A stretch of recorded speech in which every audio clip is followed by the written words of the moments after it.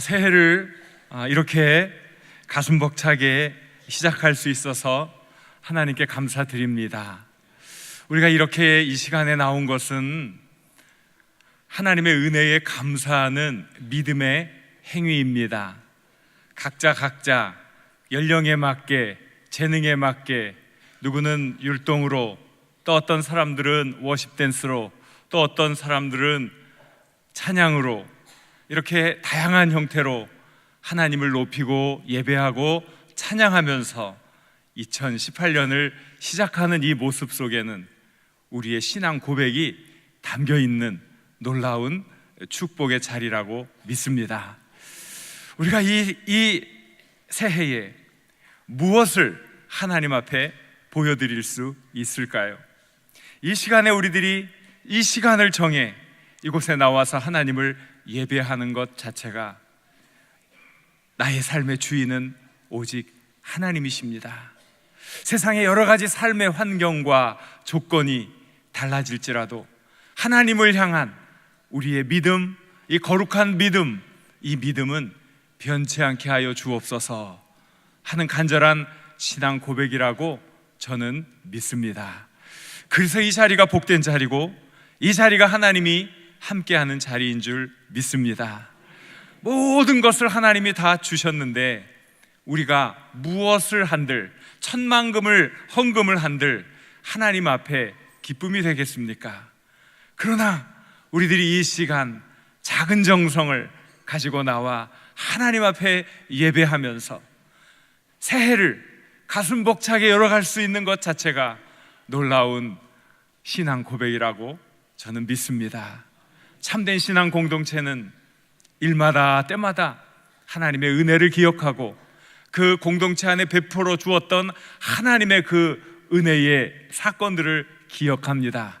그리고 그것을 다음 세대에 전달해 줍니다. 그러므로 그 공동체는 역사와 전통을 갖게 되고 아름다운 역사와 전통이 다음 세대에도 많은 결실을 맺는 자양분이 되는 것입니다. 오늘 우리는 다양한 연령층이 함께 만들어가는 거룩한 새해 첫 예배를 통해 하나님을 섬기는 아름다운 공동체의 모습을 보여주었습니다. 하나님이 기뻐 받으시는 거룩한 예배가 된 줄로 믿습니다. 한 분 한 분 정성껏 이 자리를 사모하는 마음으로 나와 졸린 눈을 부릅뜨고 정성을 다해 하나님께 예배하는 이 소중한 시간, 이 시간이 우리의 인생에서 가장 소중하고 가장 값진 시간이 되는 줄 믿습니다. 우리들이 이러한 때가 되면 늘 새로운 소망, 또 계획, 그리고 포부를 가져야 합니다. 어떤 이들은 종종 그것 해보면 뭐합니까? 작심삼일인데 얼마 지나지 않아 곧 잊어버리고 전처럼 살 것입니다 이러면서 계획도 세우지 않고 포부도 갖지 않는 사람은 이것은 빵점 인생을 살겠다 하는 겁니다. 한 번도 노력해보지도 않고 선한 꿈에 대한 포부도 갖지 않은 채 전처럼 살다가 전처럼 끝나겠습니다 하는 말밖에는 되지 않습니다.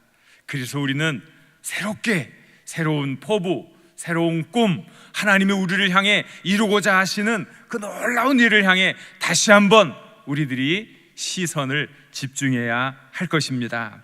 오늘 우리는 이 말씀을 잠깐 동안 나눌 것입니다. 여러 가지 많은 일들이 함께하고 있는 이 시간, 여러분들에게 함께 축복 기도해주고 또 함께 촛불을 밝히는 이 거룩한 시간들이 있기 때문에 중요한 건 몇 가지만 함께 나누려고 합니다.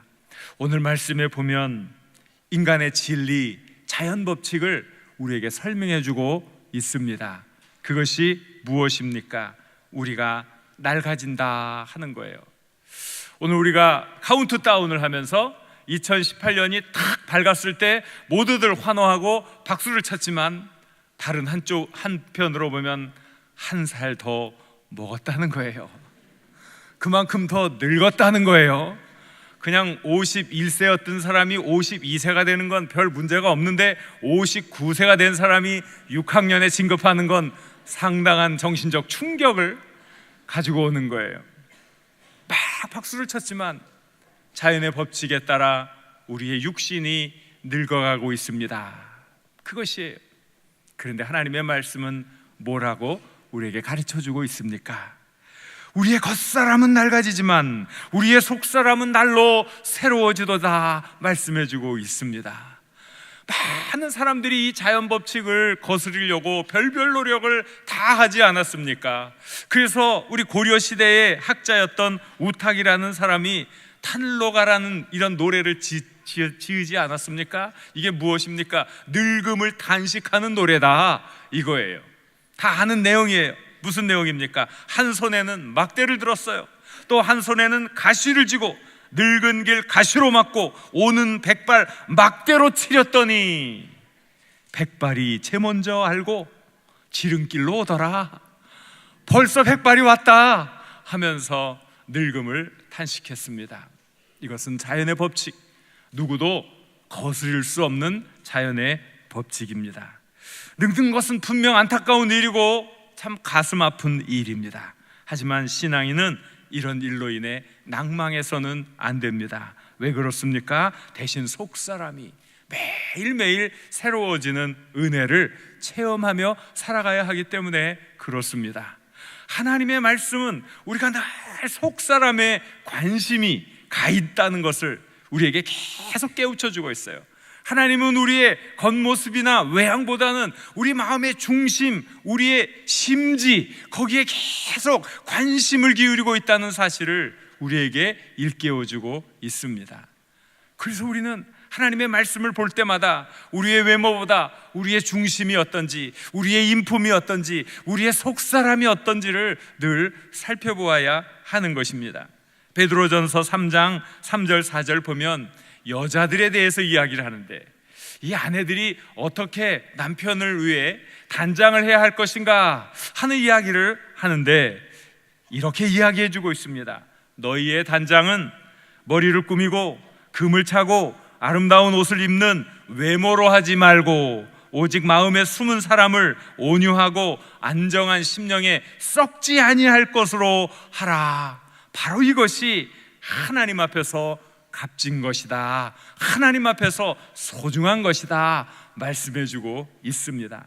언뜻 보면 우리들이 외모에 신경을 쓰고 외모가 경쟁력이야 하고 이야기하고 있는지 모릅니다. 저도 고백할 게 있어요. 저도 위장하고 이 자리에 섰어요. 제 머리가 하얘요. 그런데 염색을 했어요.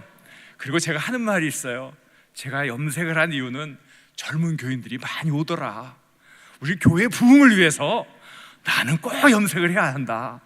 저는 이런 적어도 거룩한 목적을 가지고 위장을 하고 있는 거예요. 그러나 때가 되면 훌훌 털어버리고 자연의 모습으로 돌아가고 싶은 마음이 있어요. 정말 중요한 것은 속사람이기 때문에 그런 거지요. 요즘 가까운 나라, 이웃 나라에 들려오는 슬픈 소식이 있어요. 어떤 노인들이 혼자 살고 있다가 돌아가셨는데 며칠이 지난 다음에 발견이 되었다. 고독사한 노인들, 그래서 장례를 준비해 주려고 그 집을 처리하고 그 재산을 이렇게 알아보는 가운데 발견된 놀라운 사실은 그렇게 고독하게 죽어간 노인이 상상할 수 없는 많은 돈을 가지고 있었다는 거예요. 아무도 의지할 것 없으니까 내가 이 돈이라도 가지고 있어야 이 돈이 나를 지켜줄 것이라 생각하면서 전전긍긍 하다가 그만 고독하게 죽어버린 노인의 슬픈 이야기. 안타까운 마음이 듭니다. 왜 그것을 좀 더 선한 일에, 마음껏 행복한 일에 마음껏 사용하면서 좀 쓰다가 돌아가시지, 왜 그렇게 비참하게 돌아가셨나? 안타까운 마음이 듭니다. 왜 그렇습니까? 속사람에 대한 가치를 알지 못하기 때문에 그래요. 정말 하나님이 기뻐하시는 진정한 기쁨을 누리는 거룩한 가치를 가진 속사람의 그 가치를 알지 못하면 우리도 다 그런 전철을 밟을 수밖에 없을 것입니다. 우리가 늙어가는 것을 두려워할 필요가 없습니다. 그러나 속사람이 새로워지지 않는 거에 대해서는 우리가 두려워할 줄 알아야 돼요. 부끄러워할 줄 알아야 돼요. 우리의 인품과 우리의 모든 성품이 성장하지 않는 것에 대해서 탄식할 줄 알아야 합니다. 우리가 노래를 지을 때는 이제는 탄로가가 아니에요. 내 성품이 자라지 않고 내 인품이 성장하지 않는 것에 대해서 탄식하는 노래, 그런 노래를 불러야 되겠지요. 그리고 더 진취적으로는 내 속사람이 강건하여 날마다 하나님의 은혜로 인하여 감사합니다, 기뻐합니다 하는 힘찬 승리의 노래를 불러야 하지 않겠습니까? 사랑하는 여러분, 새해에 여러분 속사람이 날로 새로워지시길 바랍니다. 속사람이 날로 새로워지려면 하나님 믿는 믿음으로 충만해야 합니다. 하나님이 여러분 한 사람 한 사람에게 주신 소중하고 귀한 그 일에 집중할 때 우리 속사람이 강건해질 것입니다. 우리에게 주신 소중한 일들이 있습니다. 그 일들을 결코 가벼이 여기지 마시기 바랍니다.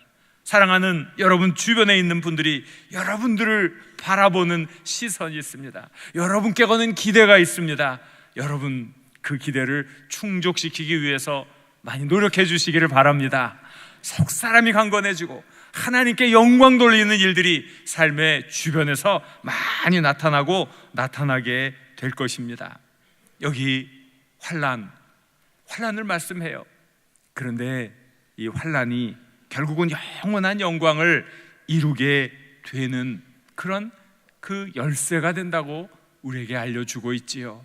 환난을 두려워할 것이 아니라 어떠한 환난을 당하든 이것은 영원한 영광을 얻기 위해 반드시 거쳐가야 할 길이구나 하면서 오히려 믿음으로 받아들이고 하나님의 거룩한 뜻을 위해 열심히 충성할 수 있기를 바랍니다. 그 환난이 지나고 나면 하나님 앞에서 영광스러운 것이 되고 모든 이들 앞에서 참된 면류관이 될 줄로 믿습니다.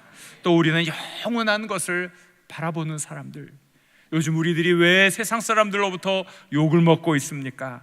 우리들이 물질주의에 기울어 가서 세상 사람 좋아하는 거 다 따라가고 세상 사람 추구하는 거 다 따라가다가 영원한 가치를 잃어버리기 때문에 세상 사람들로부터 욕을 먹고 있지 않습니까? 이제 우리가 보는 것은 영원한 세계입니다. 우리 주님이 기뻐하시는 그 귀하고 아름다운 것, 그 귀한 것을 위해 최선을 다하실 수 있기를 바랍니다. 우리 앞에 이제 새로운 시간 2018년을 하나님이 또한 선물로 주셨습니다. 이제 우리는 가치 있고 소중한 일을 최선을 다해 감당함으로 한 해를 잘 또 열매를 맺어야 할 것입니다. 우리는 각자에게 주어진 시간을 가지고 자신의 인생을 아름답게 조각해가는 조각가라는 사실을 꼭 기억할 수 있기를 바랍니다. 내 인생을 내가 조각해갑니다. 그런데 한 해가 끝났을 때 어떤 모습일까요? 정말 멋진 모습일까요? 아니면 흉물스러워 남 보기에도 또 나 보기에도 부끄러운 모습일까요? 이제 우리는 모두 똑같은 출발선에 섰다고 생각하시기 바랍니다. 이제부터 내게 주신 이 한 해 하나님 최선을 다하게 하시고 이 한 해 소중한 열매를 맺게 하시고 이 한 해 아름다운 꿈을 향해 달려가게 하시고 이 한 해가 끝났을 때 하나님 제게 이렇게 큰 은혜 베풀어 주셔서 감사합니다.